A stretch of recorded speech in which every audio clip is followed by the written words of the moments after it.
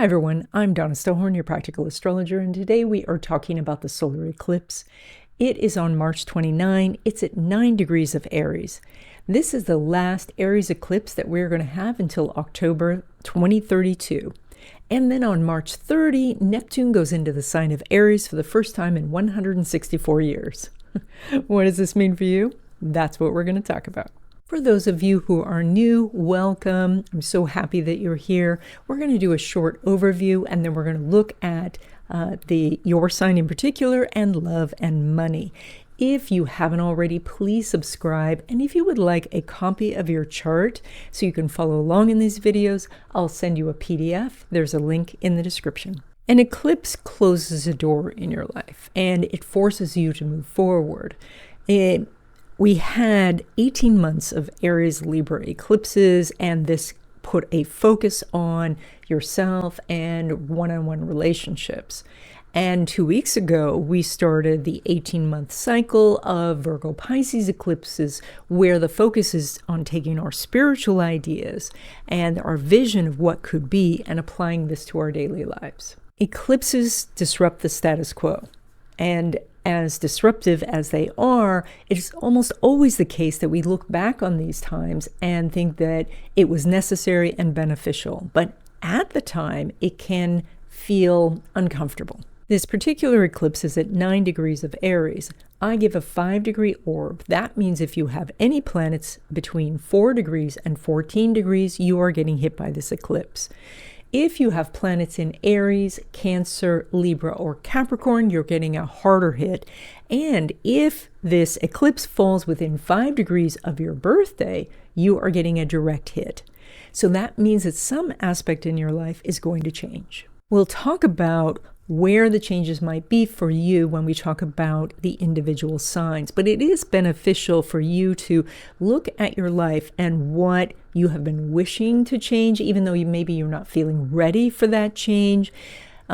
Because when you ask questions like that, when you say what should change in my life, what could change in my life, you are starting to train your mind to look for opportunities. Now, we had a very similar eclipse back in October 2024. It was on October 2nd, and it was at 10 degrees of Libra. Libra is the opposite sign to Aries, and so there is a similar energy. So think about what was happening back in October of 2024. Maybe you are finishing up some of that energy with this current eclipse, or maybe you need to make some additional changes in that same area of life, or maybe somehow you avoided making a change then, and now the changes are happening. Now, besides this eclipse, on March 30, Neptune goes into the sign of Aries. It did this last time on April 13th, 1861. Now, for you history buffs out there, you may recognize that date. That was the day after the Civil War in the United States began.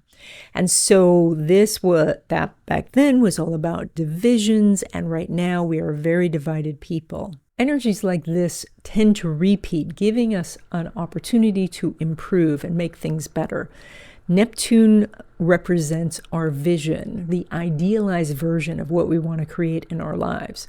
But it also rules nightmares and fear. And so it's both the utopian ideas and the dystopian ones. It's two sides of the same coin. Since our thoughts become our actions and our actions become our life, it's important now to find the vision of what it is you want to create in your life.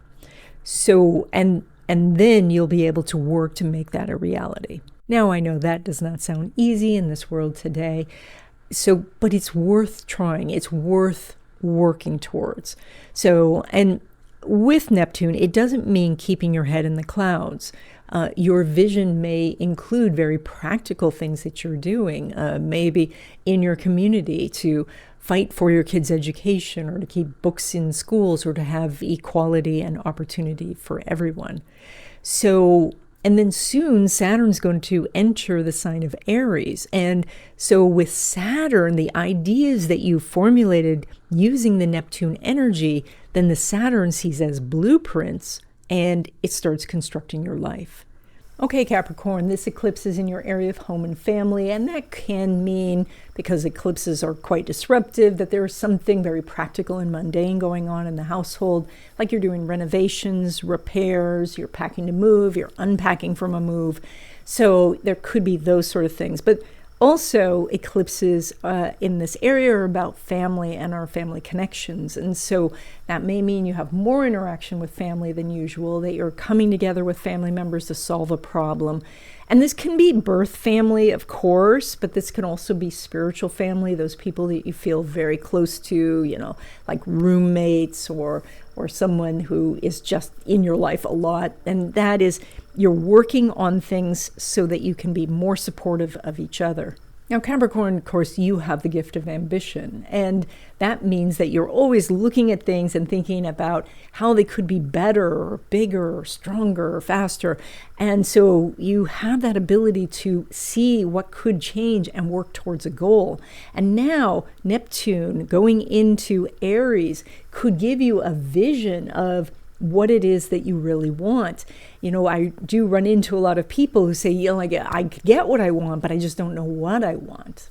And in those cases, sometimes it's just necessary to pick something, even though you may change your mind later. It's actually not as much of a waste of time as you think, because it's easier to change directions once you're in motion than it is from a standstill.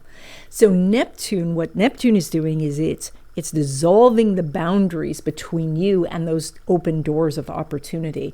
And so you're going to start to see more opportunities, especially when you set your mind to, I'm looking for something to build. I'm looking for something that I can grow it into something powerful. And if you would like to know more about what's ahead for you in 2025 and 2026, I do readings. There's a link in the description. Now, when it comes to love relationships, specifically new love, Venus is making a conjunction with Saturn. So I know that during an eclipse, you're thinking not necessarily a good time to meet someone. Actually, it can be an extraordinary time to meet someone, and you're doing some good energy for it. It can bring two people together, and then it gets very intense. But what you want to do is, even if it's intense, you want to try to build that foundation, that strong, you know, like, what do we have in common? What are our shared values? What are our shared ideas? To build that and discover that as soon as possible. And as you do, then the relationship strengthens. And then it moves from just physical attraction or that we're thrown together because we're working together. It becomes a solid relationship. But anyway, that was the longer version of that.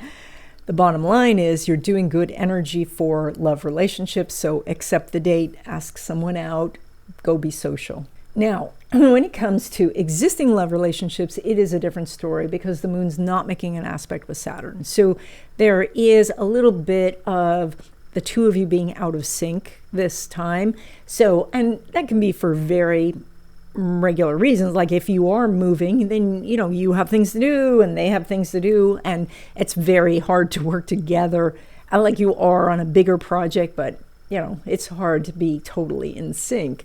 So consider that. Or maybe you're in different locations right now, or there's some other things that, you know, you're busy with, and so you're not as with your partner as usual. That doesn't mean that it doesn't have that strong foundation. So there is still, you know, there's a lot at the base of your chart. There's a lot going on in your fourth house. So that means that the energy is still there, that there's something that either you can work out, but probably outside this 2-week period, or that you don't need to work out something, you're just out of sync at the moment. Now, when it comes to your money, you pull money from Uranus, which is in that area of creativity and risk-taking. Is also that Saturn, which we talked about before, that is moving forward. And Venus and Mercury are moving backward, and they're all going to meet. And this means that some ideas that you've had before, some connections you had before that seem to just fizzle, those could be coming back now. So there are some things from your past coming back. These are financial opportunities, collaboration opportunities, business partnership, or a door opening for a new job. these are coming back, and so keep your eyes open because they could be true money-making opportunities for you. Now, when it comes to money from business or from investments, the sun's making a semi-square to Uranus.